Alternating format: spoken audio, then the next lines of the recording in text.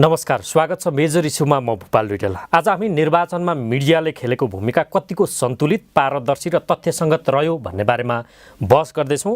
एकजना अग्रज पत्रकार विनोद ढुङ्गेल र प्रेस काउन्सिल नेपालका प्रवक्ता दीपक खनालसँग स्वागत छ हेर दुवैलाई। सुरुवातमा विनोद ढुङ्गेलज्यू तपाईँबाटै गरौँ। तपाईँ त पत्रकारिताकै अध्यापक पनि। यो मिडियाले खासमा चुनावका बेला खेलेको भूमिका कस्तो पाउनुभयो? मिडियाले खेलेको भूमिका सकारात्मक छ। अब कुन सन्दर्भमा भन्ने हो, किनभने मिडियाले उपलब्ध सूचनालाई डिसिमिनेट गर्ने हो, जनतासम्म पुर्याउने हो। त्यो पुर्याइरहेकै छ। सूचनाका स्रोतहरूले कस्तो सूचना दिए र मिडियाले कस्तो सूचना प्रवाह गर्यो, त्यो एउटा सन्दर्भ हुनसक्छ। तर मिडियाले जे भूमिका खेल्ने हो त्यही खेलिरहेछ। तर मिडियाले कतिको सन्तुलित र राजनीतिक रूपमा कतिको पक्षधरता सहितको वा रहितको सामग्री सम्प्रेषण गर्यो भन्ने हो भने त्यो चाहिँ अर्को छलफलको विषय हो। त्यो चाहिँ कस्तो रह्यो त तपाईँले देखिरहेको? यसको एउटा सङ्ख्यात्मक तथ्याङ्क, जसलाई हामी क्वान्टिटेटिभ डेटा भन्छौँ, त्यो त मैले अब यो म पढाउँछु पनि, त्यो हुनाले यो शब्द आएको हुनसक्छ। त्यस्तो क्वान्टिटेटिभ डेटा त मैले लिएर बसेको छैन, सायद प्रेस काउन्सिलको मित्रहरूले राख्नुभएको होला। तर आम रूपमा यस्तै अवलोकनको हिसाबले, अब्जर्भेसनल मेरो एउटा मूल्याङ्कनको आधारमा हेर्दा मूल प्रवाहका भनिएका राष्ट्रिय दैनिकहरू तुलनात्मक रूपमा बढी सन्तुलित छन् र अनलाइनहरू सापेक्षिक छन्। अनलाइनहरू पनि केही अनलाइनहरू मात्रै अलि बढी वस्तुनिष्ठ जस्तो देखिन्छ, नत्र पक्षधरता अनलाइनमा अलि बढी देखिन्छ। साप्ताहिक पत्रिकाहरू सधैँ जस्तै, जसरी उनीहरू निरङ्कुश शासन आओस् वा लोकतन्त्र आओस्, यी सबै समयमा उनीहरूको एउटा पक्षधरता सधैँ थियो, त्यो अहिले पनि छ। टेलिभिजनको कुरा गर्दाखेरि टेलिभिजनमा स्लटमै यो टेलिभिजन यस्तो भन्न गाह्रो हुन्छ। तर टेलिभिजनका समाचारहरू हेर्दा, त्यसको भाषाको शैली हेर्दा, किनभने पत्रकारले खेल्ने नै भाषामा हो, त्यस कारण भाषाको शैलीहरू हेर्दाखेरि पक्षधरताहरू देखिन्छ।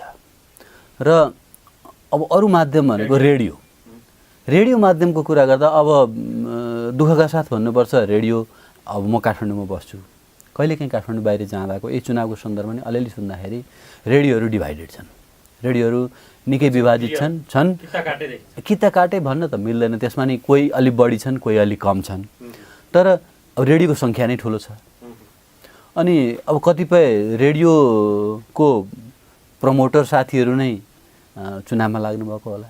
अब सबैको आफ्ना विचार पनि छन् र ती व्यक्तिका विचार माइक्रोफोनसम्म आइपुगेको रेडियोमा टेलिभिजनको तुलनामा बढी देखिन्छ।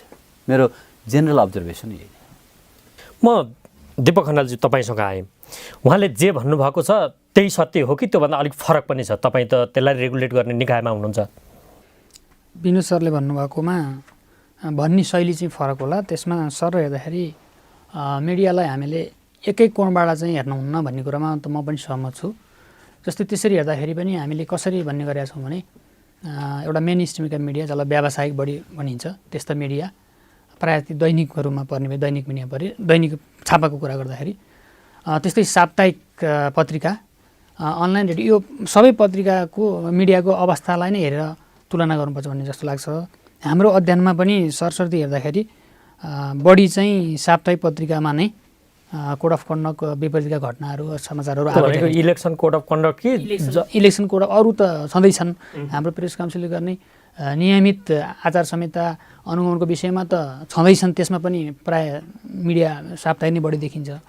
र अहिलेको सन्दर्भमा पनि निर्वाचनको विषयलाई हेर्दाखेरि पनि बढी साप्ताहिक नै त्यस्तो भएको देखिन्छ। र अरूको तुलनामा अहिले छापामा नै बढी, त्यो चाहिँ दुइटै जोड्दाखेरि हो, छापामा नै बढी कोड अफ कन्डक्ट विपरीत घटनाहरू, समाचारहरू सम्प्रेषण भएको पाइन्छ। र टेलिभिजन, रेडियो, अनलाइनहरूको हकमा हामी त्यति डेफमा भाषा शैलीको पुछारमै पुगेर डेफ नगएको छन्। तर अहिले निर्वाचनको सन्दर्भ भएर हामीले चाहिँ खास गरी विज्ञापनको विषय र अनि उनले दिएको समाचारको प्रस्तुति कस्तो छ, कतापट्टि इङ्गित छ भन्ने, र अर्को खास गरी चाहिँ यति बेला चाहिँ लाइभ कार्यक्रमहरूलाई त्यसरी दिने, त्यसमा चाहिँ हाम्रो बढी ध्यान केन्द्रित छ। अरू नियमित आचार संहिता हुँदा त हामीले फेरि त्यो नियमित रूपमा नै ब्यालेन्स छ कि छैन, हुन त ब्यालेन्स अहिले पनि आउँछ, ब्यालेन्स छ कि छैन, कुनै पक्षलाई चाहिँ लिएर एकरो रूपमा चाहिँ समाचार छापिएको छैन भनेर हेर्ने नै गरेका छौँ। समग्रमा हेर्दाखेरि चाहिँ सबै मिडियालाई चाहिँ एउटै क्याटेगोरीमा राखेर एउटै घानमा पारेर चाहिँ हेर्न हुन्न। ती मध्येमा केही राम्रा मिडियाहरू पनि छन्। यो कार्यक्रम प्रसारण भइरहेको अवस्थामा अहिलेकै कुरा गर्ने भने मत परिणामहरू आइरहेका छन्। कुनैले यतिको अग्रता भनिरहेछ, कुनैले यो भनिरहेछ, कुनैले त्यो भनिरहेछन् भनेपछि यो गर्न पाउँछन्? एउटै हुनुपर्ने होइन? आम मानिसले, त्यसका सञ्चारका उपभोक्ताले हेर्ने भने त एउटै खालको अवस्था देखिनुपर्ने। अडियन्सको दृष्टिकोणबाट हेर्दा तपाईँले भन्ने कुरा एकदम सही हो। तर यसमा हामीले पनि कतिपय सन्दर्भमा लोकल इलेक्सन पनि गऱ्यौँ, यो तथ्य पनि एउटै दिनुपर्छ, तलमाथि पार्नुहुन्न भनेर मिडियालाई ध्यान आकर्षण गराउने कतिपय सन्दर्भमा पत्र पनि ध्यान आकर्षण पत्र पनि पठाउने गऱ्यौँ। तर यसमा चाहिँ हामीले भन्दै पनि आएछौँ र कतिपय यस्तो फोरमहरूमा छलफल हुँदाखेरि निर्वाचन आयोगलाई पनि हामीले भनेका छौँ। स्वयं म पनि जो यो बिचमा जति ठाउँमा गएँ त्यो जाँदा पनि निर्वाचन आयोगकै प्रतिनिधिहरूसँग बस्दाखेरि उहाँलाई पनि हामीले सुझाव दिएका थियौँ। यसमा दोष चाहिँ मिडियाको भन्दा पनि अलिकति निर्वाचन आयोगको सूचना अथवा भनौँ त्यो निर्वाचनको परिणाम नै टाइमली अपडेट नगर्दो भएको, सामयिक रूपमा अपडेट नगर्दो भएको हो कि अद्यावधिक उनीहरूले गरिदिने हो भने चाहिँ मिडियालाई सजिलो हुन्थ्यो कि भन्ने लाग्छ त्यो कोणबाट हेर्दा। र अर्को त यदि निर्वाचन आयोगबाट समयमा चाहिँ सूचना अपडेट भएन भने अथवा दिन बाहिर ल्याइएन भने मिडियाहरूले त आफ्नो सोर्स प्रयोग गर्ने भयो, उसको स्रोत प्रयोग गर्दाखेरि उसले जुन सोर्स उसको निकटता छ, जुन सोर्ससँग उसको निकटता छ उसले दिँदाखेरि तथ्यहरू चाहिँ तलमाथि पर्ने भयो। त्यति हुँदाहुँदै पनि यो मैले मिडियाको कोणबाट अथवा पत्रकारको जर्नलिस्टको कोणबाट बोलेँ। तर काउन्सिलले चाहिँ तथ्यमा चाहिँ ख्याल गर्नुहोस् है, यो तथ्य दिँदाखेरि एकरूपता हुनुपर्छ, जनता भ्रममा हुन सक्छन् भनेर चाहिँ हामीले फेरि त्यो ध्यान आकर्षण पनि गराउने गरेका छौँ। ठिक छ विनोद ढुङ्गेलजी, म तपाईँसँग आएँ। अघि तपाईँले भन्नुभयो मिडियाले जे गर्नुपर्ने हो त्यो गरिराखेको छ भन्नुभयो। निर्वाचनका सम्बन्धमा कुनै राजनैतिक दलले गरेको सभालाई प्रत्यक्ष प्रसारण गर्ने, कसैको चरित्र हत्या गर्ने, कसैलाई कुनै घटनासँग इङ्गित गरेर त्यही घटनालाई कोट्याइरहने, यो पनि मिडियाले गरिराख्नुपर्ने कामै गरिरहेको हो। मिडियाले गर्नुपर्ने काम भनेको सूचना प्रवाह हो।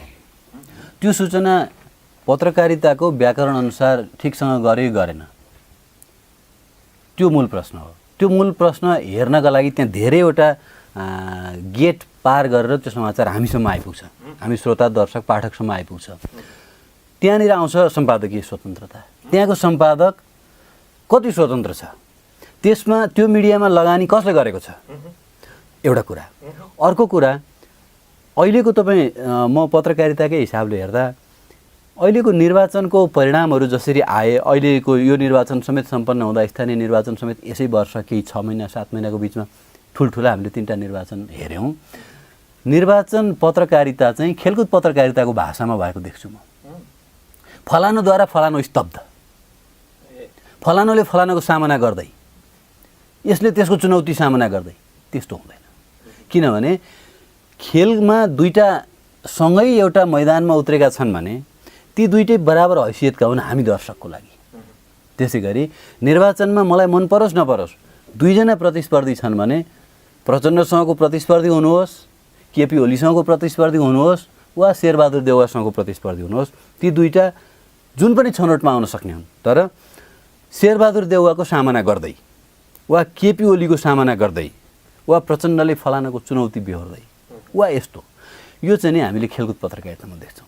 त्यस्ता कस्ता उत्पादकहरू बन्दैछन् जो तपाईँ पनि एउटा उत्पादन गर्ने एउटा उत्पादकमा त पर्नुहुन्छ हैन? यसरी चाहिँ नि के भन्छौँ त भने राजनीतिक पत्रकारितालाई खेलकुद पत्रकारिता जस्तो नगरौँ। यसमा धेरै मान्छेको संवेदनशीलता जोडिएको छ। धेरै हामी त्यसमा आघात पत्रकारिताको नि कुरा गर्छौँ, द्वन्द्व संवेदनशीलताको नि कुरा गर्छौँ। हामी द्वन्द्व उपरान्तको समयमा यो द्वन्द्वलाई स्थायी रूपमा सेटल गर्ने पत्रकारिता गर्दैछौँ। हो, यो अवस्थामा मान्छेका भावनाहरू चाहनाहरूलाई प्रतिबिम्बित गर्ने गरी हामीले पत्रकारिता गर्नु पर्यो। हामी त समाजको ऐना भनेर बसिरहेछौँ। अनि त्यस्तो किन गरेर तपाईँले जे सिकाएर पठाइराख्नु भएको छ, हामीले जे सिकाउँछौँ त्यो सबैले पालना गर्ने हो भनेदेखि त अर्कै कुरा हुन्थ्यो नि। हामी पत्रकारिता सिकाउँछौँ तर हामी पत्रकारिता गराउँदैनौँ नि। गराउने मान्छे त्यहाँ अर्कै कोही छ जसले डे टु डे पत्रकारिता समय त तपाईँ गराउने भूमिका पनि हुनुहुन्थ्यो, सिकाउने भूमिका पनि हुनुहुन्थ्यो। हो, यसमा यस्तो हुन्छ। अब मेरो व्यक्तिगत रूपमा कुरा गर्ने भने मैले जे गर्छु त्यतिखेर मैले यो विचार गर्छु। अब यसको अर्थ सबैले विचार, मैले भन्नु खोजेको स्वतन्त्रताको कुरा ल्याउनु भयो, सँगसँगै प्रेस स्वतन्त्रता पनि आउँछ। यी दुईटा चाहिँ को कुनै बााउन्ड्री छैन, सिमानाविहीन हो? सिमाना छ। अब यसमा हेर्नुहोस्, यसमा हाम्रा सिमानाका एउटा सिद्धान्तहरू छन्। तपाईँ चाहिँ एउटा सीमाविहीन पत्रकारिताको कुरा गर्न थाल्नुभयो, जसलाई हामी लिबर्टेरियन थ्योरी अनुसारको जे देख्यो त्यो लेख्यो भन्ने कुरा गर्छौँ। त्यो खालको अभ्यास कहीँ पनि भएको छैन, हाम्रो यहाँ पनि होइन। हाम्रो पत्रकार आचार संहिता हामीले सामाजिक उत्तरदायित्वसहितको पत्रकारिता भनेर बसेका छौँ। सोसियल रेस्पोन्सिबिलिटी थ्योरी हामी पढ्छौँ हो।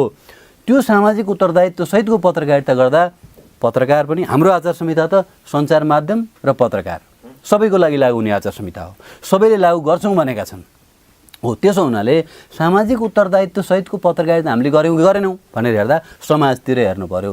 त्यो समाज बहुलवादी समाज हो, त्यहाँ एमाले छ, काङ्ग्रेस छ, माओवादी छ, राप्रपा छ, मधेसी विभिन्न दलहरू छन्, विभिन्न जातीय समूहहरू छन्, विभिन्न चाहिँ स्वार्थ समूहहरू छन्, महिला, दलित, जनजाति विभिन्न छन् हो। त्यो समाजको रिफ्लेक्सन हामीले दिन सक्नु पर्यो हो। त्यो रिफ्लेक्सन दिने कुरामा विफल भएको त म भन्दिनँ, तर हुनुपर्ने लेभलको सफलता भएको भए सायद हामी यो कार्यक्रम कसलाई जान्छ। म त्यसमा के भन्दै थिएँ त भने हामी जसरी पत्रकारिता गर्दैछौँ, हामी जे पढ्छौँ पढाउँछौँ, जे अभ्यास गर्छौँ, त्यसको बिचमा यो प्रेस काउन्सिल जस्तो संस्था छ एउटा। अर्को, हामी जसले मिडियामा लगानी गर्नुभएको छ, जहाँ पत्रकार साथीहरू काम गर्नुहुन्छ, मलाई त्यति मलाई सूचना नहोला, तर निर्वाचनको कभरेज कसरी गर्ने भनेर हरेक निर्वाचनमा जसरी निर्वाचन आयोगले शिक्षकदेखि सरकारी कर्मचारीसम्मलाई परिचालन गरेर तालिम दिन्छ, निर्वाचनको कभरेज यसरी गर्नुहोस् भनेर सायद पत्रकारलाई पनि तालिम दिनु पर्थ्यो कि। स्पेसिफिक ट्रेनिङ, इलेक्सन कभरिङ गर्ने ट्रेनिङ, इलेक्सन कभरेजको लागि दिने ट्रेनिङ, पार्लियामेन्ट्री कभरेजको लागि दिने ट्रेनिङ, भायोलेन्सको कभरेजको लागि दिने ट्रेनिङ, कन्फ्लिक्टको कभरेजको लागि दिने ट्रेनिङ भने जस्तो हुनु पर्थ्यो कि। अब यो त कस्तो भयो भने हाम्रो चाहिँ नि हाम्रो हो, यसको दोषी भन्न मिल्दैन, सिक्दै जाने अवस्थामा छौँ हामी। जे जान्यौँ अघिल्लो चुनावमा यसो गरेका थियौँ साथी हो, अब यसो गरौँ। प्रेस काउन्सिलको दुईवटा काम मूलत, अब धेरैवटा काम गर्छ जुन गर्नु हुँदैन भन्नेमा छु म। मैले त प्रेस काउन्सिलले नै प्रकाशन गरेको किताबमा पनि लेखेको छु, बेला अरू बेला पनि लेख्ने बोल्ने गरेको छु। प्रेस काउन्सिलले प्रेस स्वतन्त्रताको रक्षा गर्नलाई भूमिका निर्वाह गर्नु पर्यो र स्वतन्त्रताको स्वच्छन्द उपयोग होला, अर्थात् स्वतन्त्रताको दुरुपयोग नहोस् भनेर आचार संहिता जे बनाइएको छ त्यसको अनुगमन गर्नु पर्यो हो। त्यो दुईटा बाहेक प्रेस काउन्सिलमा आकर्षण भनेको यो दुईटा चिजमा छैन। प्रेस काउन्सिलमा आकर्षण वर्गीकरणमा छ, प्रेस काउन्सिलमा आकर्षण मिडिया विकास कोषमा छ, प्रेस काउन्सिलमा आकर्षण अरू कुराहरूमा छ। संयोगले, सन्दर्भले, सौभाग्य वा दुर्भाग्यले म अहिलेसम्म प्रेस काउन्सिलको सदस्य पनि हुनु परेको त पाएको छैन, तर प्रेस काउन्सिलको जुन मूल काम हो त्यसमा हुनुपर्ने जति फोकस भएर काम गरेको अवस्था छैन। अब यो के भयो त, यो निरन्तरतामा चल्यो, पञ्चायतकालमा जे हुँदै आयो यसको स्कोप कन्टिन्यू भएर आयो। त्यस कारणले प्रेस काउन्सिलमा हामीले सोधौँ, प्रेस काउन्सिलमा कति कर्मचारी छन्, प्रेस काउन्सिलले कति कर्मचारीलाई चाहिँ आचार संहिता अनुगमनको लागि परिचालन गरेको छ, सोधौँ उहाँहरूले। ठिक छ, म तपाईँसँग केही बेरमा आउँछु। म दीपक खनालजी तपाईँसँग आएँ। जस्तो अहिलेको पत्रकारिता निर्वाचनको सन्दर्भमा हेर्ने मैले त खेलकुदको जस्तो देखेँ भनेर उहाँले भन्नुभयो। त्यसको दोषी को भन्दाखेरि इङ्कित त गरेर यहीलाई भन्नु भएन, उहाँको कुटनीतिक जवाफ थियो। तथापि उहाँले त्यो बिचमा एउटा उदारवादी व्यवस्था अन्तर्गतको पत्रकारिता, अर्को चाहिँ सामाजिक उत्तरदायित्व सहितको पत्रकारिताको कुरा गर्नुभयो। त्यो भनेको मिनिमाइज द हार्म भनेको हानि कम गर्नेसँग सम्बन्धित पत्रकारिता गर्नुपर्छ भन्ने हो। त्यो भएको देखिएन भने त्यसलाई त्यस्तो बनाउने जिम्मेवारी त प्रेस काउन्सिलको पनि होला नि, होइन? यसमा चाहिँ अब हामी अहिले निर्वाचन आचार संहिताको कुरा गरिरहेछौँ र निर्वाचनमा त्यो खालका शीर्षकहरू पनि आयो भन्ने कुरा त्यो एकदम हो। कतिपय ठाउँमा त मतगणना भइरहेको छ, यतिले पछाडि उसले उसलाई लडाए र उसको भिडन्त होइन, ऊभन्दा यतिले चाहिँ अगाडि भन्ने खालका त्यस्ता शीर्षकहरू पनि आएका हुन्। यो चाहिँ प्रायः चाहिँ बढी चाहिँ हाम्रो अध्ययनले देखेसम्म अनलाइनमा चाहिँ बढी देखिएको हो। अनलाइनमा डेली शीर्षक त तपाईँले दिएको तथ्याङ्कलाई आधार मान्ने हो भने यो तपाईँले स्थानीय तहको चुनावका ताकाको शीर्षक दिनुभएको छ। भोट माग्न आए कान काट्ने साप्ताहिकमा आएको छ। तरकारीवाली र चुनाववाली बिच के फरक कसरी हो ओच्या छ हेर्नुहोस् महिलालाई।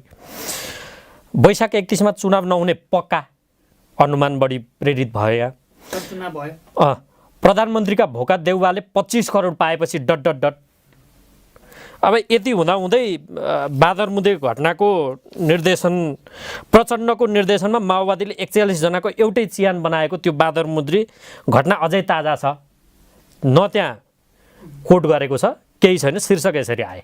त्यो आएको छ यहाँले भन्दै तपाईँहरू गर्नुभयो के त त्यसो भए? तपाईँले भन्ने हो त्यो गराउने चाहिँ हामीले अब कन्टेन्टको आधारमा पत्रकारलाई सजग गराउने, मिडियालाई सजग गराउने हो।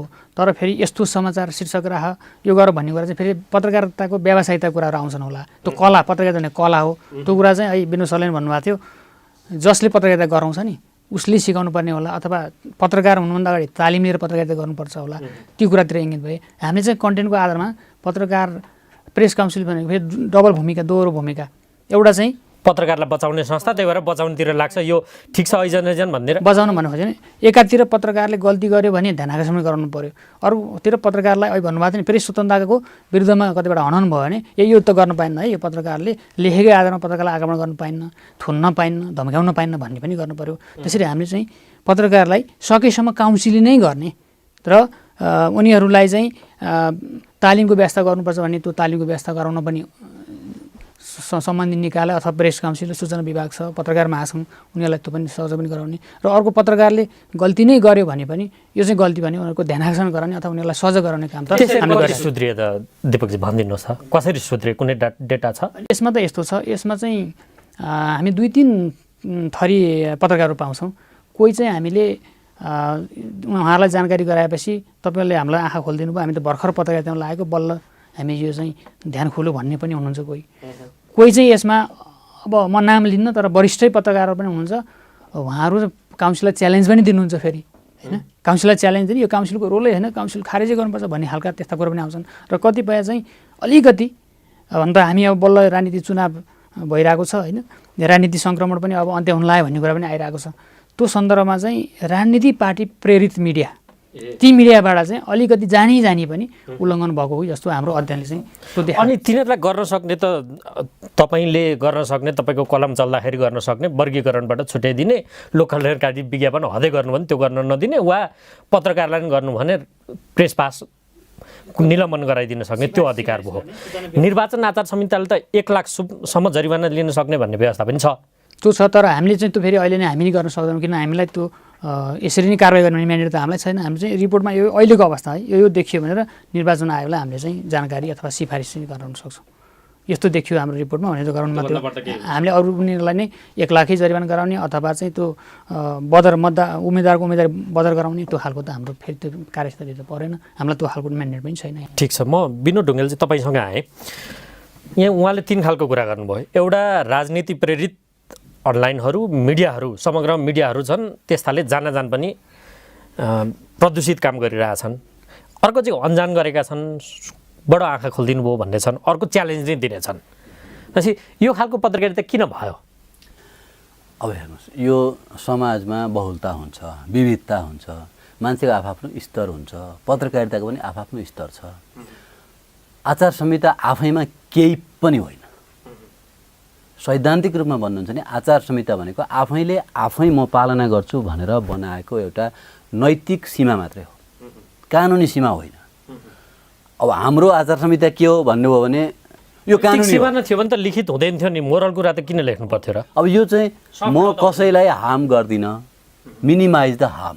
आचार संहिता भन्ने नै पत्रकारिताको कारणले अनावश्यक हार्म कसैलाई पर्दैछ भने त्यसलाई कम गरेर जाउँ, पत्रकारले अरू कानुनको झमेलामा नजाओस् भन्ने हिसाबले आचार संहिता बनाइएको हुन्छ। अब त्यसले पालना गर्दैन, काउन्सिलले के गर्छ? त्यसलाई गैर पत्रकार घोषणा गर्न मिल्छ? हाम्रो संविधान अनुसार मिल्दैन। हामी नै फेरि कराउँदै हिँड्छौँ, विचार अभिव्यक्ति स्वतन्त्रताको सत्यानाश भयो भनेर हिँड्छौँ, मिल्दैन। भन्न के खोजेको हो त भने पत्रकारिता पनि गर, स्वतन्त्र पत्रकारिता गर, प्रेस स्वतन्त्रताको हदैसम्म उपयोग गर, तर छाडा नहो, स्वच्छन्द नहो, सीमाविहीन होइनस् त। तेरो समाजप्रतिको जिम्मेवारी छ, त्यो समाजप्रतिको जिम्मेवारी पुरा गर्न तैँले आचार संहिता पालना गर्दिस् भने पुग्छ भनेको। अर्को के छ, जुन तपाईँले केही शीर्षकहरू सुनाउनु भयो, अझ त्योभन्दा ठुल्ठुला शीर्षक पनि हुन्छन्।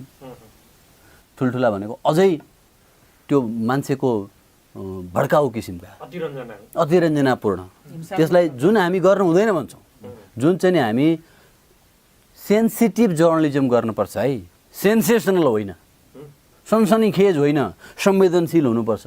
पत्रकारिता त मान्छेको मगजमा गएर काम गर्ने चिज हो, एउटा बिस्कुट खाएको जस्तो कुरा पनि होइन। त्यस कारणले यो नगर भन्छौँ हामी। सनसनीखेज गर्नु हुँदैन भने हाम्रो आचार संहितामा पनि छ, तर सनसनीखेज भनेको के हो, कहाँनिरबाट यो सनसनीखेज हुन्छ, कहाँसम्म संवेदनशील हुन्छ, कहाँसम्म चाहिँ ठिकै हुन्छ, त्यसको मापदण्ड के? त्यसको मापदण्ड यो हो भनेर हेर्ने, सनसनीखेज गर्नु हुँदैन भनेर आचार संहितामा लेखिसकेपछि कति हुँदा चाहिँ सनसनीखेज हुन्छ भनेर त्यो पारो निर्धारण गर्ने काम कसको? प्रेस काउन्सिलको। अर्को पारो निर्धारण गर्ने काम कसको? सम्पादकको। अरू त्यहाँ 10वटा गेट हुन्छ, सम्पादक होला, त्यो मुनि कपी एडिटर होला, रिपोर्टरले उहाँबाट पठाउला, धेरै कुरा होला, तर सम्पादकको त्यहाँ मेरो चाहिँ लगानीकर्ताले यसो भन्यो भन्न नै पाइँदैन। त्यो भनेका दिन त म सम्पादक होइन भन्नुपर्छ। त्यही मैले अघि नै सम्पादकीय स्वतन्त्रताको कुरा गरेको। सम्पादकीय स्वतन्त्रता सम्पादकको मात्रै स्वतन्त्रता होइन, सम्पादकीय टिमको स्वतन्त्रता हो, जसले मान्छे को रिपोर्टर म राख्छु, को रिपोर्टर राख्दिनँ भन्नेसम्म बिना दबाब उसले निर्णय गर्न सक्ने एउटा स्वतन्त्रता हुन सक्नुपर्छ। त्यहाँदेखिको कुरा आउँछ। होइन, त्यो त मानियो। यहाँ त कम्युनिस्ट व्यवस्था जस्तो पार्टीकै पछाडि लाग्ने अखबारहरू खुले, मिडिया खुले भने त्यसले त स्वतन्त्रताको सिमाना राखेन। स्वतन्त्रता त स्वच्छन्दता भन्दा मान्छेलाई डिस्टोर्टेड इन्फर्मेसन दियो। तपाईँको काम इन्फर्मेसन, फेयर इन्फर्मेसन दिने हो, तपाईँ मिसइन्फर्म गर्दै हुनुहुन्छ। होइन, त्यसले प्रेस काउन्सिललाई च्यालेन्ज दियो, मान्दिनँ भन्छ भनेपछि तिनीहरूलाई के गर्ने त? त्यसो भए उहाँहरूको केही अधिकार हुनु पर्यो त्यसमा। जे उहाँहरू भनेर बसिरहनु भएको छ, यो त अहिले यतिखेर चुनाव भयो, 74 सालमा हुँदैछ, 64 सालदेखि हामी यो गणतन्त्रमा चुनाव गर्दैछौँ। यो त तेस्रो पटकको चुनाव हो। यसपालि मात्रै 3टा चुनाव एकैचोटि भए, 6 महिनाको बिचमा भए। यसभन्दा अगाडि पनि चुनाव भयो। त्यतिखेरको अनुभव उहाँहरूसँग होला नि त। त्यतिखेर पनि त्यो च्यालेन्ज अहिले मात्रै आएर च्यालेन्ज दिएका र उहाँलाई अप्ठ्यारो परेको त होइन। कुनै पनि संस्थाले च्यालेन्ज, राजतन्त्रलाई मान्छेले च्यालेन्ज दिए, राजतन्त्र गयो, अनि गणतन्त्रलाई च्यालेन्ज दिइरहेछन्। च्यालेन्ज त दिन्छन् नि। तपाईँसँग जे अथोरिटी छ त्यसलाई फेयरली युज गर्नुहोस् न। त्यसलाई तपाईँले फेयरली युज गर्नुहोस्। मैले फेयरली तेस्रोचोटि भन्दैछु। कसैको हकमा अलिकति बढी फेयर, कसैको हकमा अलिकति कम फेयर भएको महसुस भयो भने कम फेयर महसुस भएकोले च्यालेन्ज गर्न सक्छ। होइन, उहाँहरूले गर्नु पर्यो त भन्नुभयो, गर्न सक्ने हैसियत राख्छ प्रेस काउन्सिलसँगको स्रोत साधन, त्यो त तपाईँले बुझ्नु भएको छ। त्यो हैसियत राख्न सक्दिनँ भने त त्यहाँ बस्नु हुँदैन। त्यो संस्थाको काम छैन भन्ने निष्कर्षमा पुग्यो नि त। त्यो निष्कर्षमा पुग्न हुन्छ कि हुँदैन? मलाई सोध्ने भने हुँदैन। तर कस्तो संस्था चाहिन्छ त? अब यसको अर्थ अथोरिटीवाला, मिडियालाई शासन गर्नेवाला चाहिएको त प्रेस काउन्सिल होइन। फेरि त्यो यो मोरल बााउन्ड्री मात्रै यसले फिक्स गर्ने हो भनेपछि होल पत्रकारिताको मोरालिटीलाई प्रमोट गर्ने काम के गरी गर्न सकिन्छ? त्यसमा कतिचोटि छलफल भएको छ त प्रेस काउन्सिल? ठिक छ, तपाईँसँग म के गराउँछु, दिपकजी तपाईँसँग आएँ। त्यो सक्छ, त्यो हैसियत राख्न सक्छ? एउटा उदाहरण दिउँ, तपाईँको कार्यालयमा 5 जना चाहिँ यो आचार संहिता लागू छ कि छैन चुनावको भनेर अनुगमन गर्न कर्मचारी छन्, यद्यपि 35 जना कर्मचारी छन्। देशभर अहिले मिडिया सञ्चालनमा रहेका अनलाइन टिभी घटारै भनिदिने हो भने 3000 को हाराहारीमा छन्। मेरै मिडियाले, हिमशिखर टेलिभिजनले केपी ओली र प्रचण्ड सहभागी एउटा सभाको लाइभ गऱ्यो। अहिलेसम्म तपाईँलाई त जानकारी नै भएन भनेपछि कसरी अनुगमन गर्नुहुन्छ? यसमा त अघि पनि कुरा आएको थियो, प्रेस काउन्सिलको पहिला संरचना हेर्नु पर्यो। यो हिजो कसरी गठन भयो र अहिले चाहिँ हिजो संरचना नभएका कारण कानुन उल्लङ्घन भयो भन्ने क्षम्य हुन्छ त? यसमा आउँछु होइन। हिजो कसरी भएर अहिलेको मिडियाको तपाईँ जुन फिगर दिनुभयो नि, त्यो अवस्थामा कसरी भन्ने कुरामा पहिला त प्रेस काउन्सिललाई सशक्त बनाउनु पर्यो। अहिले त हिजो पत्रिकाको लागि थियो भने त अहिले त यहाँ सोसल मिडियासँग आइसके, तथापि सोसल मिडिया हेर्ने प्रेस काउन्सिलको भित्र छैन। तैपनि त्यसको ट्रेन्ड एनालाइसिस पनि गर्नुपर्छ, त्यो पनि हेर्नुपर्छ भनेर दबाब चाहिँ आउने गरेको छ, अडियन्सबाट, जनताहरूबाट आउने गरेको छ। र अहिलेको संरचनामा हामीले त्यही पनि तपाईँले 5 जना भन्नुभयो, 5 जना पनि हामीले रोइ खराइ गरेर बल्ल बल्ल त 5 जना पनि आएको 1 वर्ष चाहिँ हुन लाग्यो। उहाँहरू हुनुहुन्छ, ल हामी भित्रका पनि एक्स्ट्रा बिहान बेलुका समय दिएर अनुगमन गर्ने त्यसरी गरिरहेछौँ। र अर्को स्ट्रङली कुरा के हो भने यहाँ त आचार संहिताको अघि कुरा आयो नि, आचार संहिता भनेको भित्रबाट पालना हुने कुरा हो नि। द्वन्द्व दिएर मात्रै, कारबाही गरेर मात्रै हुनेन। त्यो गर्दाखेरि पनि यहाँ फेरि अब नाम नलिउँ होइन, यहाँ गर्दाखेरि ल पत्रकारको स्वतन्त्रताको विषयमा कुराहरू उठ्ने भए, त्यो उठाउने अर्को संस्थाहरू छन्। यहाँ एउटा 2टा अतिवाद तपाईँले के भन्छ, 2टा अतिवाद दिन्छ। एउटा प्रेस काउन्सिलले केही गरेन, सुतेर बस्यो भन्ने एउटा अतिवाद छ। अर्को चाहिँ प्रेस काउन्सिल केही गर्यो भने यो 2-3 दिन अगाडिकै कुरा प्रेस काउन्सिलले के गर्यो अथवा सामान्य ध्यानाकर्षण गरायो, कारबाही पनि भन्दिनँ म, ध्यानाकर्षण मात्रै गराएको पत्रकारलाई गर्यो भने प्रेस काउन्सिल चाहिँ यो प्रेस स्वतन्त्रताको हननमा यो चाहिँ निरङ्कुश भयो। राणा शासन हेर्नु होला, अहिले सोसियल मिडियामा आएको छ एउटा पत्रको विषय लिएर प्रेस काउन्सिलमा घाँसहरू बस्छन् भन्ने खालका त्यस्ता टिप्पणीहरू पनि आएका छन्। भनेपछि त्यो प्रेस काउन्सिललाई कमजोर बनाउने काम घुमाइफिर यताउता मिडिया सेक्टरबाट, सबै होइन फेरि यहाँ सबै भन्ने नभन्नुलाई मिडिया सेक्टरबाटै, मिडियामा हुने मिडिया भनौँ न स्टेक होल्डरबाटै पनि भागी जस्तो पनि कहिलेकाहीँ लाग्छ। तथापि तपाईँलाई जस्तो काउन्सिललाई सन्तुलित बनाउने, त्यसलाई अझ मजबुत बनाउने, भित्र पनि सबै कुराहरू फेयर गर्ने कुरामा त विवादै छैन, त्यो गर्नैपर्छ। र अहिलेको संरचना म यो भन्न खोजेको अहिलेको संरचनालाई अझ बदलेर, जनशक्तिलाई पनि अझ बदलेर, अझ अहिलेको कानुन दुईवटा कुरा छ। अहिलेको यो कानुन पनि बढी छ, कारबाही गर्न मात्रै नसकेको काउन्सिल भन्ने पनि छ।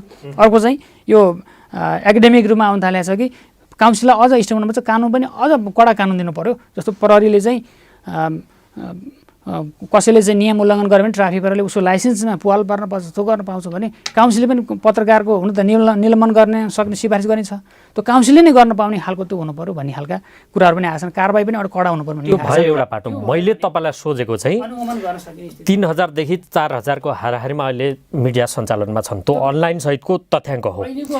तपाईँले दिएको तथ्याङ्कलाई आधार मान्ने हो भने पछिल्लो 15 गतेसम्मको अवधिमा मङ्सिर 15 त्योदेखि अगाडि कार्तिक 26 देखि मङ्सिर 15 को 20 दिनभित्र 130 वटा सञ्चार माध्यमले 252 वटा आचार संहिता विपरीतका सामग्रीहरू प्रकाशन वा प्रसारण गरे भन्ने छ। 3500 देखि 4000 को हाराहारीमा मिडिया सञ्चालन छ। 130 वटालाई तपाईँहरूले माग गर्नु भएको छ भनेपछि त 2 देखि 3% मात्रै तपाईँहरूको दायराभित्र छन्। त्यसो भनौँ। त्यसमा अब तपाईँले भन्नुभयो पत्रिकाकै कुरा गर्नु मन छ भने प्रेस काउन्सिलमा यो 72-73 को लागि, त्यो पनि वर्गीकरणको लागि होइन, यसो काम के हो भन्ने कुरा त्यो फरक कुरा हो। तर अहिले जे छ त्यो त भन्नु पऱ्यो होइन। वर्गीकरण लागेको 908 वटा पत्रिका हुन्, त्यति एउटा छन्। त्यो आधारमा हामीले हेर्दाखेरि दर्ता त त्यस सङ्ख्या 7000 वरिपरि नै छ, त्यति नै आएको र हामीले हाम्रो रेकर्ड अनुसार त्यति नै हामीले भन्ने गरेका छौँ। र हामी अनुगमन जाँदाखेरि पनि पत्रिकाहरू त त्यति नै, अहिले त जो समय नपुगेर नआएका होलान् होइन, त्यहाँभन्दा त्यति धेरै चाहिँ छन् जस्तो लाग्छ, दर्ता भएका छन् तर त्यति प्रकाशित छन् जस्तो लाग्दैन। अर्को टेलिभिजनको हकमा चाहिँ 116 वटा टेलिभिजनको फिगर छ, रेडियोको 740 मा सञ्चालित 565 भन्ने छ। त्यसै अनलाइनलाई हेर्नु मन छ नि झन्नै 900 वरिपरि त्यो हाम्रोमा सूचीकृतिको लागि निवेदन दिएका त्यति छन्। हो त्यो अवस्थामा हामीले त्यही त रिसर्च भनेको अथवा अनुगमन भनेको के हो भने सबैलाई गर्न नसक्ने, म्यानपावर पनि कम भएको कारणले, जनशक्ति कम भएको कारणले हामीले स्याम्पलिङ मेथडबाट त्यो गरेका छौँ। तपाईँले भने जस्तै 130 अरूको हकमा के भने हामी स्याम्पलिङ आधारमा र कतिपय फेरि उजुरी पऱ्यो भने उजुरीको आधारमा पनि हेर्न छौँ। कतिपय फिल्डमा के त तपाईँहरूको मानिलिउँ ताप्लेजुङको कुनै उम्मेदवारको पक्षमा त्यहाँको एउटा पत्रिकाले सबै उम्मेदवारको राम्रै गर्यो, एउटाको चाहिँ पुरै आलोचना गर्यो, उसको चरित्र हत्यातिर लाग्यो, तपाईँहरूले त 15 दिनमा एउटा स्याम्पल बुझाए पुग्छ होइन? त्यति बेला हामीले यसो गरेका छौँ। त्यसमा चाहिँ पत्रिका हो भने चाहिँ वर्गीकरणमा पनि वर्गीकरणको कुन वर्गमा परेको छ त्यसरी स्याम्पलिङ गरेका छौँ। र अरूको हकमा तपाईँले भने जस्तै जुन वर्गीकरणमै छैनन्, काउन्सिलमा नै आउनन्, बाहिर त्यस्तो गर्यो भन्ने हकमा चाहिँ हामीले त्यसको लागि कहिलेको त हामी सबै ठाउँमा त खटिन सकेका छैनौँ। यो प्रदेशमा त्यसरी हाम्रो टिम पनि फिल्डमा पनि जाने गर्छ, त्यो टिमले पनि केही न केही रिपोर्ट त्यहाँ फेला पार्छ। र अर्को कतिपय अडियन्सहरूबाट भनौँ न मिडियाग्राही भन्न चाहन्छु म, मिडियाग्राहीबाट पनि उजुरीहरू पनि कहिलेकाहीँ पर्ने गरेका छन्। अघि भर्खरै तपाईँ र म यहाँ भेट्नु अगाडि नै म आउँदै थिएँ, नाम नभनौँ, पूर्वतिरकै 2टा रेडियोले चाहिँ यथावत कार्यक्रम लाइभ गरेको छ भनेर, त्यसरी जुन कि हाम्रो रेकर्डमा अनलाइनमा त्यो रहेनछ, त्यहाँको त्यो रेडियो एफएम रेडियो चाहिँ हामीले अनलाइनलाई भएको मात्रै हेर्ने गरेका छौँ होइन। त्यसरी आएको थियो भने त्यसरी पनि जानकारी प्राप्त भयो भने हामीले ध्यानाकर्षण गराउने, कतिपय सन्दर्भमा फोनबाट पनि जानकारी गराउने, त्यो पनि गर्दै आएका छौँ। अब समग्रलाई त जति हामीले नाम लियो भने समग्रलाई त यही म्यान पावरले एकैचोटि गर्न त निकै कठिन छ, एकदम चुनौतीपूर्ण हो। यो काउन्सिललाई चाहिँ एकदम चुनौतीकै विषय हो। यसलाई त अब गर्दै जानुपर्छ। देखेको मात्रै आफै खोजी गरेको यो अब गर्दै जानुपर्छ भन्दै गरेको कुरा एउटा हामी उजुरी आएपछि उजुरीको आधारमा गर्छौँ होइन दिपकजी। अर्को चाहिँ उजुरी नआइकन हामी आफ्नै किसिमले मोनिटरिङ गर्छौँ। रेडियोको हकमा जो अनलाइन छन् त्यसलाई गर्छौँ, प्रिन्ट मिडियाको हकमा जो वर्गीकरणमा आउँछन् त्यसको आधारमा गर्छौँ। तर यसो भनिरहँदा पनि अब निर्वाचनकै हकमा गर्दा पनि यसो भनिरहँदा समग्रमा हामीसँग यो अनुगमन गर्ने, आचार संहिता अनुगमन उल्लङ्घन कति भयो भनेर हेर्ने वा अरू चिजहरू हेर्ने हामीसँग म्यान पावर छैन, हामीसँग ह्युमन रिसोर्स छैन। हामी लिमिटेड 5 जनाको ह्युमन रिसोर्सबाट 3000 मिडियालाई ऱ्यान्डम स्याम्पलिङको आधारमा गरौँ अथवा अरू कुनै किसिमले गरौँ, हामीले ऱ्यान्डमली गरेका छौँ, उजुरी आकारमा हामीले उजुरीको आधारमा गरेका छौँ भन्ने बित्तिकै हामीले के बुझ्नु पर्यो त भने नेपालमा मिडियालाई नैतिक हुनको लागि बाध्य पार्नलाई प्रेरित गर्ने, बाध्य पार्ने होइन, नैतिक हो भन्नलाई नैतिक दबाब दिने एउटा संस्था छ, त्यो भनेको प्रेस काउन्सिल। यो एउटा संस्था रहिरहनुपर्छ, होइन त? हो, तर यो संस्था यही हिसाबले रहिरहनुपर्छ भन्यो भने हाम्रो पत्रकारिताको गुणस्तर पनि यही हिसाबको रहिरहन्छ भनेर बुझ्नु परेन? पर्यो नि। त्यसो हुनाले पत्रकारितामा नैतिक अभ्यास, पत्रकारितामा म नैतिकतापूर्वक काम गर्दैछु भन्ने कुरो, अरू पत्रकारिताको सन्दर्भमा हामीले कुरा गरिरहेको हुनाले हामीले चिकित्सकहरूको चाहिँ अस्ति भर्खर चाहिँ त्यत्रो जर्नलहरू नै चोरेर छापेको हामीले पढ्यौँ, होइन? चिकित्सकहरूको चाहिँ नक्कली सर्टिफिकेट हामीले धेरै रिपोर्टिङ गऱ्यौँ। इन्जिनियरहरूको चाहिँ कतिपय कुराहरू आइराखेको हुन्छ, उसले बनाएको घरको छानो नै कल्याप्स हुन्छ, उनीहरूले पनि एउटा इथिक्स फलो नगरेर होला, ठेकदारको इथिक्स फलो नगरेर त्यो भइरह होला। राजनीतिक कर्मीहरूको इथिक्सको बारेमा त कुरै भएको छैन। नेपालका राजनीतिक कर्मीहरूको आचार संहिता कहीँ पढ्न पाइन्छ? अहिलेसम्म त मैले पढ्न पाएको छैन। तिनका पार्टीका विधान पढ्न पाइन्छ, नेपालको संविधान पढ्न पाइन्छ, कानुन ऐन पढ्न पाइन्छ। हामीले नि मान्छौँ नि ती सबै कुरा त, हाम्रो नि विधान छ, नेपाल पत्रकार महासङ्घको नि विधान छ।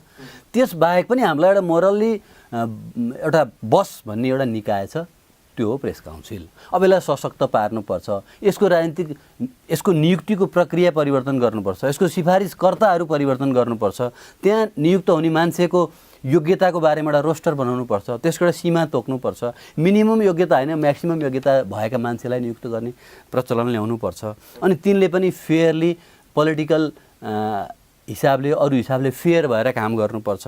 मन्त्री आएपछि एउटा नि दुईवटा सदस्यको त्यहाँ नियुक्त हुने, किनभने कसैको अर्को म्याद पुगिरहेको हुन्छ, एउटा मान्छेलाई त्यहाँ ल्याएर गर्ने। अनि त्यही सदस्य मार्फत त्यो सदस्य चाहिँ लायजन अफिसर भएको जस्तो भएर त्यही मार्फत मन्त्रीकोमा पुगेर प्रेस काउन्सिलले आफ्नो काम गराउनु पर्ने। प्रेस काउन्सिलको चेकमा सही गर्न नेपाल सरकारको निजामती सेवाको सहसचिव चाहिने। अनि सरकारले नै सबै मान्छे नियुक्त गर्छ, सरकारले नै सम्पूर्ण बजेट दिन्छ, तपाईँको अर्को कुनैसँग सम्झौता गरेर प्रेस काउन्सिल 1 रुपियाँ पनि कसैबाट ल्याएर काम गर्न सक्दैन। चेकमा सही कसैले गर्ने हुँदैन, त्यहाँ नेपालको निजामती सेवाको कर्मचारीले गर्छ। सम्पूर्ण रूपमा नेपाल सरकारको कन्ट्रोलमा भएको एउटा निकायबाट अनि तपाईँ स्वतन्त्र पत्रकारिता गरिरहेको पत्रकारितालाई तपाईँ यो गर त्यो नगर भनेर आदेश दिन थाल्नुहुन्छ भने अनि पत्रकारिता क्षेत्रले प्रश्न गर्दैन मेरो विचार अभिव्यक्ति सोध्नमाथि प्रश्न गर्यो भनेर। त्यस कारणले यसको होल संरचनाको कारणले मिडियाले शङ्का गरिरहन्छ। अनि त्यसले गर्ने चाहिँ के त? त्यसो भए कन्ट्रोल गर्न खोज्दा पनि विवादमा आउने, छोडिदिँदा पनि के गरिस् भनेर हामी जस्तोले प्रश्न सोध्ने। हामीले सोधेको हामीलाई चाहिएको प्रेस काउन्सिल जसले हामीलाई मोरल ग्राउन्डमा क्वेसन गरोस्, त्यसको अर्थ ऊ पनि मोरल ग्राउन्डमा होस्।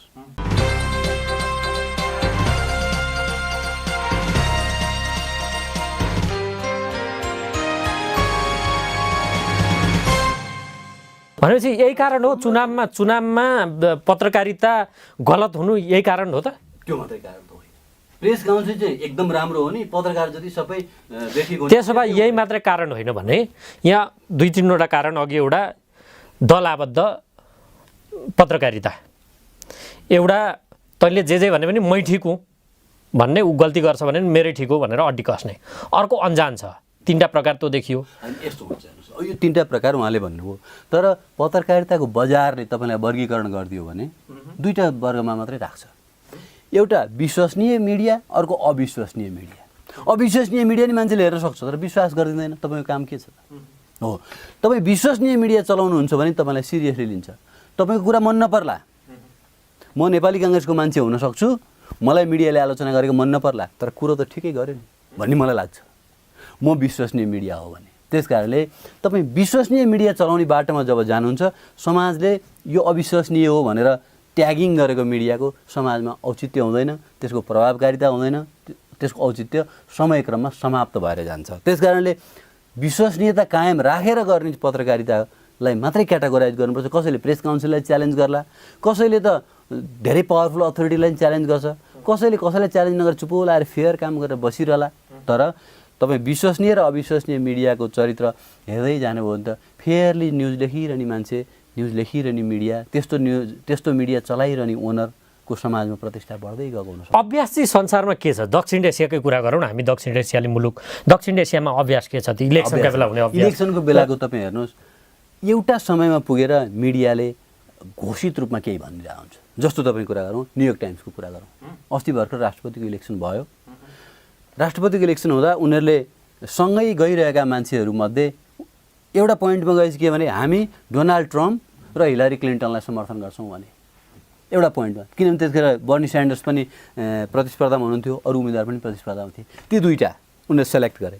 हो त्यसपछि पनि जब दुईवटा मध्ये एउटा छान्ने बेला आउँछ उनीहरूले घोषित रूपमा हाम्रो यसलाई समर्थन छ भनेर भनिदिन्छन्। अब ढुक्क हुनुभयो नि तपाईँ। अब तपाईँले न्युयोर्क टाइम्सबाट डोनाल्ड ट्रम्पको पक्षमा उसका राम्रा कुराको मात्रै बखान गरेर न्युज आश नगर्नुहोस्। तर त्यसको अर्थ डोनाल्ड ट्रम्पलाई ब्ल्याकआउट गर्छ, उसको नराम्रो मात्रै दिन्छ भन्ने होइन। उसको सम्पादकीय लाइनको कुरा हो। त्यहाँ विचारको अभिव्यक्तिको स्वतन्त्रता प्रयोग गर्नेहरू कोलमनिस्टहरूले त लेखिरहेको हुन्छ नि। तपाईँ इन्डियाको टाइम्स अफ इन्डियाको कुरा गर्नुहोस्, आउटलुकको कुरा गर्नुहोस्, उसले समयक्रममा म घोषित रूपमा यो हो भन्छन्। तर हाम्रोमा यहाँ चाहिँ सिरे कोडेर घिउ पिउने, त्यो भनेको कस्तो? त्यो भनेको म यो हो भनेर नभन्ने तर काम चाहिँ गरिरहने होइन। म नेपाली काङ्ग्रेसको पक्षमा छु भनिदिएपछि त मलाई टेन्सन भएन नि। अब म त नेपाली काङ्ग्रेसकै पक्षधर न्युज पनि म पढ्न भनेपछि घोषित रूपमा यो हो भनिदिनु पर्यो कि? भने भयो नि। हिलरी क्लिन्टनकै पक्षमा CNN लागेको देखियो एउटा उदाहरण। तर उनीहरूले त्यो सदाका लागि लाग्ने इलेक्सनको क्याम्पेनको बेलामा हाम्रो सफ्ट गर्न र योतिर हो भनेर क्लियरली भनिदिएको। त्यसले पिपुललाई जे इम्प्याक्ट पारेको छ उनीहरूले त्यो हिसाब किताब गरेर गरेका छन्। त्यसको पछाडि उनीहरूको आर्गुमेन्ट हुन्छ, म यो पार्टीको कार्यकर्ता हुँ त्यस कारणले मैले समर्थन गरे भने हुँदैन होइन। अब अहिलेको वासिङटन पोलिसी तबाट यसलाई कुनै हामी चेन्ज गर्न सक्छौँ र यो त फेरि सम्पादकीय स्वतन्त्रताको कुरामा जोडियो। मिडियाले आफूले बनाउने पोलिसी हो। फेरि सम्पादक आचार संहिताकै कुरा गर्दा पनि हामी त्यहाँ प्रेस काउन्सिल आचार संहिता बनाइदिएको छ। हामी त्यसलाई अष्टावक्र गीता भन्दा नि बढी चर्चा भएको हाम्रो जुन श्रीमद् भागवत गीता छ त्यही भनेर बसिरहेछौँ। सबै मिडियाले आफ्नो आचार संहिता बनाए हुँदैन, कसैले बनाएको भेट्नु भएको छ? आचार संहिता त मैले आफूले पालना गर्ने चिज हो। म बलात्कारको न्युज दिन्न, म पार्टी परिवर्तनको न्युज दिन्न, त्यो त मैले मेरो मिडियामा बनाउन सक्छु नि। म चाहिँ नि महिला बालबालिकाको बारेमा यस्तो समाचार दिन्छु, अपाङ्गता भएका व्यक्तिहरूको बारेमा यस्तो समाचार दिन्छु वा दिन्न भनेर आचार संहिता बनाएर बसे हुँदैन। प्रेस काउन्सिलले बनाएको आचार संहिता पनि ठिक छैन पनि भन्ने, आफूले पनि नबनाउने।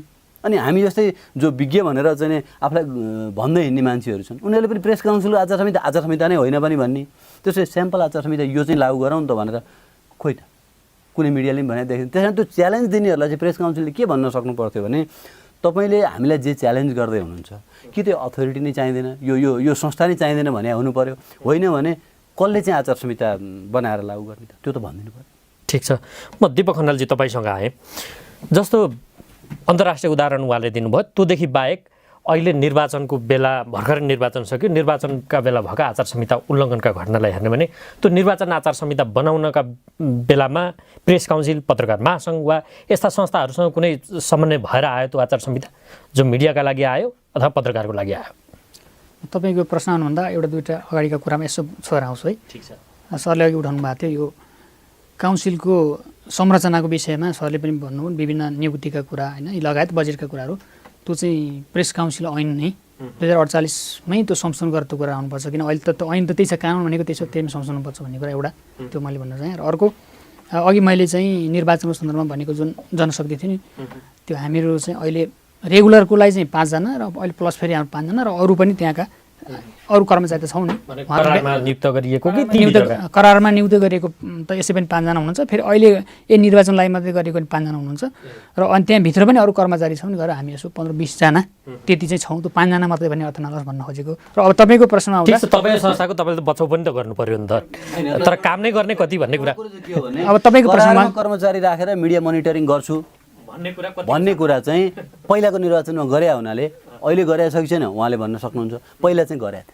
थियो निर्वाचनमा। अहिले त्यही त अहिले चाहिँ लोकलमा 20 जना जति थियो भने अहिले हाम्रोमा 5 जना र 5 जना त फेरि अनुगमनकै लागि भनेर नियमितै हुनुहुन्छ, उहाँको 6-6 महिनामा चाहिँ त्यसको कन्ट्र्याक्टमा चाहिँ रिन्यू हुन्छ, त्यो नै छ। र तपाईँको प्रश्नमा आएँ त्यो विषयमा चाहिँ त्यसरी अरूहरूलाई बोलाएको भए थाहा भएन, तर हाम्रो अफिसियल्ली अथवा महासङ्घको विषय थाहा भएन, त्यसरी नै आचार संहिता बनाउने सन्दर्भमा चाहिँ त्यसरी चाहिँ समन्वय गरेर गरेको चाहिँ त्यसरी गर्नुपर्ने। एउटा कुरा चाहिँ मै भनिदिन्छु, आचार संहितामै लेखिएको छ नेपाल पत्रकार महासङ्घ समेतको सहमतिमा यो आचार संहिता जारी गरिएको हो। त्यो त प्रेस काउन्सिलको निर्वाचन आयोगको छ। अर्को चाहिँ सप्लिमेन्ट्री कोड अफ कन्डक्ट बनाउन चाहिँ प्रत्येक मिडियाले सक्छ। अहिलेको हाम्रो आचार संहिता 2073 मा पनि त्यो कुरा उल्लेख छ। प्रत्येक मिडियाले इन हाउस यो आचार संहिताको कुरा गरौँ, निर्वाचन आयोगले जारी गरेको चुनावसँग सम्बन्धित आचार संहिता जुन थियो त्यसमा राजनीतिक दलले टेलिभिजन, रेडियो वा एफएम रेडियोको माध्यमबाट निर्वाचन प्रचार प्रसार गर्दा कम्तीमा 1 घण्टाको अन्तरालमा 24 घण्टामा बढीमा 4 पटक र एक पटकमा बढीमा 1 मिनेटसम्म प्रसारण गर्न सकिने हुँदै पत्रिकामा छाप्दा 7x7 सम्मको आकारमा छाप्न पाउने हुँदै थुप्रो कुराहरू यहाँनिर छ। भनेपछि यो कतिको इम्प्लिमेन्ट गर्न सकिन्छ या सकिँदैन, या यसलाई नियमन गर्ने निकायले थेक्न सक्छ कि सक्दैन भन्ने यो बारेमा सामान्यसम्मको छलफल पनि भएन। यसमा पहिला त छलफल भएन र अहिले चाहिँ हामीले अब निर्वाचनकै सन्दर्भ विषयमा जोडिया भएर हामी थोरै सहकार्य गरे भयो भने हामीले जस्तै विज्ञापनको हकमा 1 मिनेटभन्दा बढी हुन नहुने र पत्रपत्रिकाको हकमा चाहिँ 49 इन्चभन्दा बढी आकारको हुन नहुने भने त्यसलाई हामीले बचाउ गर्ने। तपाईँ पत्रकारको बचाउ गर्ने अथवा पैरवी गर्ने संस्था होइन, बचाउ भन्यो भने त उसलाई चाहिँ कन्टेन्टको आधारमा कसैले आक्रमण गर्यो भने बचाउ गर्ने त्यसै भने पैरवी गर्ने संस्था। यो संस्थाले चुनावमा चाहिँ आचार संहिता उल्लङ्घन हुन नदिउँ, उहाँले अघि कुरा उठाउनु भयो नि तालिमको कुरा, पत्रकारका लागि छुट्टै तालिम, त्योसम्म भएको भए पनि अलिक गुणस्तरीय कुरा आउँथ्यो कि बाहिर, त्यो बारेमा यो विषयमा चाहिँ छुट्टै प्रकारले तालिम भनेर चाहिँ भएन होला होइन। तर यो बिचमा चाहिँ अघिल्लो निर्वाचनको समयमा चाहिँ अहिले यो बिचमा केवल म 10 दिन बाहिर थिएँ, मलाई त्यति अपडेट हुन पाइनँ। यो बिचमा चाहिँ अगाडिको समयमा चाहिँ सँगसँगै प्रेस काउन्सिल र निर्वाचन आयोग सँगसँगै गएर ट्रेनिङ भन्ने या त्यसलाई चाहिँ अब जागरण जस्तो भन्ने त्यो कार्यक्रम चाहिँ 7वटै प्रदेशमा अहिलेचोटि चाहिँ गरेको थियो। अहिलेचोटि गरेपछि त्यसमा अलिकति सुधार पनि, अलिकति कन्सियसनेस पनि आएको थियो त्यो बेला चाहिँ। र अहिले सरले विनोद सरले भन्नुभएको थियो त्यसरी नै अझ सिलेक्टेड गरेर न्यास तालिम सम्पादक अथवा रिपोर्टर, चिफ रिपोर्टर त्यसरी दिन सक्यो त अझ नै प्रभावकारी हुन्थ्यो होला। यो त हामीले सुझावको रूपमा चाहिँ यो अनुगमन सकेपछि सुझावको रूपमा चाहिँ हाल्न सक्छौँ। ठिक छ, अन्तिममा अब मसँग समय पनि छैन, विनोद ढुङ्गेल चाहिँ तपाईँ यो भनिदिनुहोस्, परिणामहरू आइरहेछन् टेलिभिजनका स्क्रिनमा, काङ्ग्रेस यतिले अगाडि भन्छ एउटाले, एमाले यतिले भन्छ, अर्कोले घोषित गरिदिइसक्यो 4 जना विजयी भन्नु भएर फ्याक्ट आउने बेलामा 2 जना मात्रै पुग्छ। कसलाई विश्वास गर्ने कसलाई नगर्ने, अब कसरी छुट्याउने त यो तपाईँ विज्ञ भएकाले भनिदिनुहोस् त। यसको चाहिँ सम्पूर्ण रूपमा निर्णय गर्ने अडियन्सले हो। म त अडियन्सलाई यसरी नै उहाँसँग आम्ने सामने भएर भन्न चाहन्छु, तपाईँहरू सबै मिडियालाई वाच गर्नुहोस्, सकेसम्म सबै मिडियालाई वाच गर्नुहोस्। तपाईँले भनेको कुरा भोलि सही पुष्टि भयो भने त्यसलाई विश्वास गर्नुहोस्, होइन भने विश्वासै नगर्नुहोस्। भन्न दिनुहोस् उहाँहरूलाई, किन उहाँहरूले भनेर उहाँहरूलाई लाभ हुने भनेको के हामीले पत्याइदिनु पऱ्यो नि। उहाँले भनेको कुरा हामीले पत्याउन छोड्यौँ भने उहाँहरू भनिरहनुहोस्, त्यो त अब केही अर्थै हुँदैन नि। त्यस कारणले तपाईँ विश्वसनीय हुन कोसिस गर्नुहोस्। अब तपाईँले पाउने सूचना नै अघि दिपकजीले जे भन्नुभयो सूचना सही आइरहेको छैन, अब मलाई न्युज दिनु परिसक्यो, तर कतिपय अवस्थामा अलिकति धैर्य गर्नुपर्ने हुनसक्छ। किनभने निर्वाचन आयोगले सबै निर्वाचन मतगणना भइरहेका स्थानहरूबाट हामीलाई चाहिएको समयमा सूचना दिन नसक्ने उसको सीमा हुनसक्छ। तर उसले पनि सकेसम्म छिटो छिटो दिने, घन्टामा एकचोटि नभन न, किन हाम्रो त आवरली बुलेटिन छ, रेडियोले भन्ला, अनलाइनले भन्ला, हामी त मिनेट मिनेटमा अपडेट गर्छौँ। अब तपाईँ के गर्नुहुन्छ? मिनेट मिनेटमा उसले दिन सक्दैन। सम्भव टेक्निकली सम्भव छ भने असम्भव छ जस्तो त मलाई लाग्दैन। तपाईँ अनलाइन नै राखिदिनुहोस् न एउटा स्क्रिन बाहिरपट्टि, भित्र बस्ने मान्छेले डाटा एन्ट्री गरिरहन्छ, तपाईँ ठुलो डिस्प्ले बोर्ड बाहिर राखिदिनुहोस्, अडियो समेत भएको राखिदिनुहोस्, कसैले चाहिँ दृष्टिविहीन साथीहरूले पनि हेर्न चाहनुभयो भने त्यहाँ सुन्न सक्नुहोस्। एउटा ठुलो अडियो यो स्क्रिन बाहिर राखिदिनुहोस्, जसमा भित्रबाट डाटा एन्ट्री गर्ने बित्तिकै काङ्ग्रेस अगाडि, एमाले अगाडि, काङ्ग्रेस अगाडि, एमाले अगाडि भइरहन्छ। त्यो मिनेटमा 1 मिनेटमा कतिवटा भोट गरिन्छ त्यो अनुसार आइरहन्छ। सकिन्छ भने त्यो गर्नुहोस्, सक्नुहुन्न भने सकेसम्म छिटो छिटो दिनुहोस्। त्यसो गर्नु भएन भने दर्शकलाई अप्ठ्यारो पर्छ। त्यहाँनिर आफ्नो स्रोत प्रयोग गरेर अघि दिपकजीले भने जस्तै कसैले एमालेको, तर कतिपय स्रोत त यस्तो छ, कोही मान्छे गम्भीर रूपमा घाइते छ भने अनुमानका आधारमा मर्यो भन्दिनै जिउँदै हुने, त्यो त हाम्रो समस्या छ। होइन भने त्यहाँ कङ्ग्रेसको कोही प्रतिनिधि छ, म कङ्ग्रेसको पत्रकार, उहाँसँग सोधौँला, उसले कङ्ग्रेस अगाडि भएको भन्ला, फेरि 2 मिनट पछाडि एमालेको अग्रता होला र 2 मिनट पुरानो इन्फर्मेसन देला, त्यहाँ त मिनेट मिनेटले अग्रता र अनग्रता भइरहेको छ। यसमा मिडियाको दोष छैन। त्यस कारणले सूचना दिने सही एउटा स्रोत व्यवस्थित नगरेपछि मिडियाले इन्टेन्सनल हुने मौका पाउँछ। त्यसमा चाहिँ मैले अलिकति भने म तपाईँसँग आउँछु, यहाँ टुङ्ग्यो उहाँसँग यही प्रसङ्गलाई एउटा मात्रै कतिपय सन्दर्भमा चाहिँ यति बेला समयको अपडेट हो यो यति भने त्यो भनिदिनुहोस्, त्यो भन्यो भने अहिले भन्दा 5 मिनेट अगाडि। अब राजनीतिक सङ्क्रमण सकिँदैछ, यसले पत्रकारिताको सङ्क्रमण पनि सकेर व्यवस्थित हुनेतिर जान्छ, हामी कुनै कल्पना गर्न सक्छौँ? हामीले विश्वास गर्न सक्छौँ, तर राजनीतिक सङ्क्रमण सकिनु हुँदैन। सङ्क्रमण भनेको के?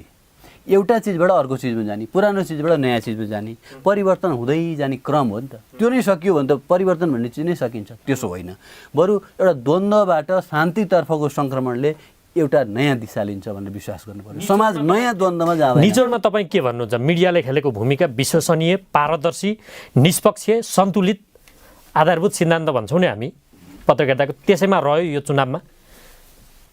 अब त्यो अघि नै हामीले सुरुमै कुरा गऱ्यौँ, मिडिया अनुसार, समय अनुसार रह्यो। कसैको रह्यो, कसैको रहेन। कोही बढी सन्तुलित रहे, कम विश्वसनीय रहे होलान्, कोही बढी विश्वसनीय रहे, फेयर आएनन् होलान्। औसतमा भन्दा मिडियालाई हामी दर्शक, पाठक, श्रोताले हेरिरहेकै छौँ त। मिडियाले भनेको कुरो 100% रङ त पाएका छैन। त्यस कारणले मिडियाको विश्वसनीयता बढाउनको लागि गर्नुपर्ने काम त थुप्रै बाँकी छन्, जो मिडिया हाउसले, प्रेस काउन्सिलले, पत्रकार महासङ्घले, समाजले, नागरिक समाजले, मिडियाका उपभोक्ताले सबैले गर्न बाँकी होला। तर मिडियाले एउटा फ्ल्याटमा भन्दाखेरि हिजोभन्दा आज, आजभन्दा भोलि क्रमशः सकारात्मक भूमिका खेल्दै आएको देखिन्छ, पाठ सिक्दै आएको देखिन्छ विगतबाट। त्यो चाहिँ म भन्छु, त्यो सबैले हो। त्यो अब त्यसमा त्यो कर्भ चाहिँ तलमाथि भइरहेछ। कहिले अनलाइन अलि बढी अविश्वसनीय हुन्छ, कहिलेकाहीँ फेरि अझै बढी विश्वसनीय हुन्छ। यो चाहिँ तलमाथि भइरहेछ। दैनिक पत्रिकाहरूमा नि कहिलेकाहीँ हुँदैन भए समाचार पनि आएको छ नि त मेन न्युज भएर, फेरि पछि सुध्रेका छन्। हामीले गलत गराउने भनेको त्यही कारण सुध्रिँदै त जानै पर्छ, नत्र समाप्त हुन्छ। त्यस कारणले हिजोभन्दा आज सबै सुध्रिँदै गएका छन्। कसैलाई पनि गएर सोधौँ न, सबभन्दा बढी आचार संहिता उल्लङ्घन गर्यो भन्ने कुनै मिडिया छ प्रेस काउन्सिलको डेटामा भने गएर सोधौँ, उसको उल्लङ्घनको तथ्याङ्क घटेकै छ। हस्, तपाईँलाई धन्यवाद। दीपकजी, तपाईँसँग आएर कार्यक्रम टुङ्ग्याउँछु। उहाँले भनेकै जस्तो हो कि अझ तपाईँ त आधिकारिक रूपमा डेटा दिन सक्नुहुन्छ? मिडियाहरू सुध्रिँदै गएका हुन् कि पटक पटक तपाईँहरूले पत्रकारिता पनि नसुध्रिएकाहरू पनि छन् त समग्रमा? यसलाई पनि समग्र मिडियालाई त हेर्नु न। कुनै मिडिया चाहिँ अब सुध्रेको पनि छ, मैले सुरुमा नि भनेको थिएँ, सुध्रेको पनि अवस्था छ भने कुनै मिडिया चाहिँ पटक पटक भन्दा पनि नसुध्रेको पनि छ। अब त्यो नामै त अहिले मैले नलिउँ होइन। त्यसमा चाहिँ अब कसै न कसैको संरक्षण हुनसक्छ जस्तो लाग्छ, किन मिडियालाई पनि कसैको ब्याक फोर्स त्यो संरक्षणले गर्दा त्यो उनीहरूले त्यो साहस गरिरहेको। तर म सक्छु, तपाईँको आउँछु अहिले प्रसङ्ग आएको मैले भन्नै पर्छ। मिडियाको हकमा चाहिँ फेरि नेगेटिभ कुरा मात्रै, नकारात्मक कुरा मात्रै छैनन्, पोजिटिभ कुरा पनि छन्। जस्तो निर्वाचनलाई यो सफल बनाउने हिसाबले होस्, मतदाता होइन त्यो शिक्षालाई चाहिँ प्रचार गर्ने हिसाबले होस्, यो विभिन्न ठाउँमा मिडियाले चाहिँ वडा लेभलका महिला प्रतिनिधि अथवा अरू प्रतिनिधिलाई ठाउँ दिएको अवस्था हो। त्यो कुरामा चाहिँ एकदमै पोजिटिभ छ। मिडियाले त्यसले सकारात्मक पनि हेर्नुपर्छ, फेरि नकारात्मक हेर्नु न। र अर्को त्यो भन्दै हामी के आएको थियौँ भने काउन्सिलमा नि छलफल हामीले गरेका छौँ, त्यो निर्णय भएको होइन। अब अहिले सरले भन्नुभएको छ मिडियाले पनि अन्त्यमा कसैलाई समर्थन गर्छ भन्यो भने त्यस्तो अवस्था त अमेरिकामा त हुँदो रहेछ भने अनि हाम्रोमा छलफल भएको थियो। अब मिडिया तपाईँहरू गर्नुहुन्छ, कुनै सामग्री सम्प्रेषण गर्नुहुन्छ भने तपाईँहरूले लु मानौँ तपाईँ कुनै आस्थाप्रतिको मिडिया हो, आस्थाप्रति मिडिया भने आफ्नो कुरा दिँदाखेरि पनि सही सूचना दिनुहोस्, तर अरूलाई गाली गलौज नगर्नुहोस्। अन्तिममा तपाईँ अब यो चुनावले के सिकायो? काउन्सिललाई के सिकायो? मिडियाले के सिक्नुपर्छ? फेरि 4 वर्षपछि त चुनाव हुन्छ, पछि व्यवस्थित त हुँदै जानु पर्यो होला। यो मिडियाले चाहिँ खास गरी यो समानता, खास गरी दलहरूलाई समान रूपले नै प्रस्तुत गर्नु पऱ्यो। कुनै पनि सामग्री सम्प्रेषण गर्दाखेरि समान रूपले गर्नु पऱ्यो, अथवा समाजमा भएका नकारात्मक कुराभन्दा पोजिटिभ कुराहरूलाई बढी दिनु पऱ्यो। र अर्को यो चुनावको समयमा पहिला जस्तो चाहिँ होइन, फेरि पहिला जस्तो चाहिँ पुरा नेगेटिभ चरित्र हत्या गर्ने खालका त्यस्ता पनि देखिएनन् हाम्रो अध्ययन अनुसार है। फेरि अब हामी कतिपय डेउस पनि पुग्न नसकेला, त्यो पनि देखेनन्। त्यो त्यसरी सुध्रि जानु पऱ्यो। समग्र भन्दाखेरि मिडियाले चाहिँ यो वातावरण सिर्जना गर्नमा, निर्वाचनको वातावरण, यो निर्वाचनको मात्रै केन्द्रित भएर मैले त्यो कुरा गरेँ, निर्वाचनको वातावरण केन्द्रित गर्नमा र समाजमा खास गरी चाहिँ यो जनतालाई नै भनौँ न, अडियन्सलाई नै विभाजित गर्ने ढङ्गबाट नआइकन अलि शान्ति अवस्थामा हामी गइरहेछौँ। त्यो शान्तिपूर्ण वातावरणमा, मेलमिलापको वातावरणमा, सहिष्णुको वातावरणमा लान सक्यो भने चाहिँ हामी यो खालि राजनीति यो सङ्क्रमण द्वन्द्वभन्दा अरू भन्ने गरिरहेको छ नि त, अरू आर्थिक समृद्धितिर अथवा अरू नयाँ खोजतिर जान सक्छौँ भन्ने चाहिँ त्यो खालको हामीले पनि मिडियालाई त्यो गराउनुपर्छ। र काउन्सिल पनि अझ सशक्त हुनुपर्छ, त्यसको लागि अरू पनि उसले आफ्नो अभिभावकको भूमिका निर्वाह गर्नैपर्छ भने त्यो खालको चाहिँ हामीले अहिले यो अबको 4 वर्ष पछाडि त्यो खालको नतिजा आउन सक्छ, त्यो आउनुपर्छ भने हामी त्यो चाहिँ त्यो लागिरहेछ। हामी अहिले पनि क्रममै छौँ, अनुगमनकै क्रममा छौँ होइन, खोजनीतिकै क्रममा छौँ। त्यो चाहिँ हामीले अहिले अनुभव समय दिनुभयो यहाँहरू दुवैलाई धेरै धेरै धन्यवाद। तपाईँलाई धन्यवाद। हामीलाई रेडियो हिमशिखर सुन्ने आदरणीय श्रोता र हिमशिखर टेलिभिजन हेर्ने दर्शकहरू, आज हामीले चुनाव र मिडियाको भूमिका कस्तो रह्यो भन्ने सन्दर्भमा बहस गऱ्यौँ।